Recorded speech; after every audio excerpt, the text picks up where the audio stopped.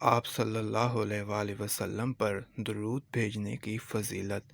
ایک روز حضرت جبرائیل علیہ السلام آپ صلی اللہ علیہ وآلہ وسلم کے پاس آئے اور کہا کہ میں دنیا کے سارے درختوں کے پتے گن سکتا ہوں، پانی کے قطرے اور ریت کے ذرے گن سکتا ہوں، لیکن اس شخص پر اللہ تعالیٰ کی رحمت کی تعداد نہیں گن سکتا جو آپ صلی اللہ علیہ وآلہ وسلم پر درود بھیجتا رہتا ہے۔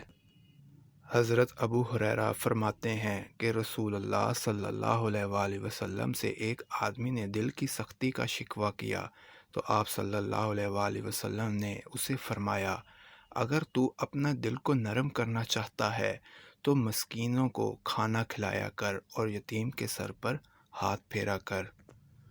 سبحان اللہ۔